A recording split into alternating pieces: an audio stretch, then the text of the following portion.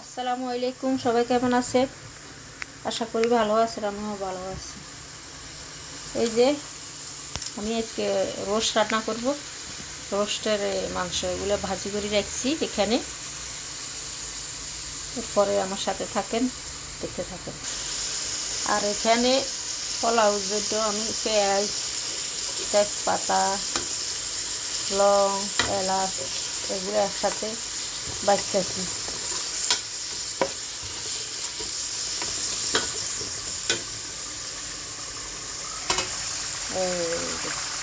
এটা রোস্টের জন্য ঝোল বানাইতেছি, এখনো হয় না। এটা পোলাওর জন্য পানি ফুটাইতেছি, সাথে থাকেন আমার। এখন আমি যে ভাজা করি মাংস রাখা হয়েছে এখানে রোস্টের জন্য। এখানে আমার ঝোল অলরেডি হয়ে গেছে।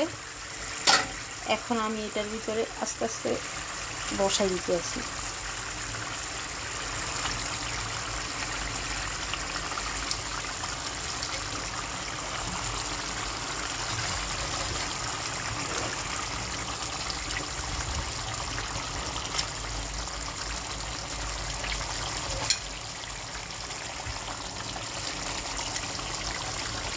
এইভাবে 5 মিনিট থাকবে, এরপরে আমি উল্টিয়ে পাল্টিয়ে দিব। চুলার আঁচ একেবারে কমাই দিব। এখন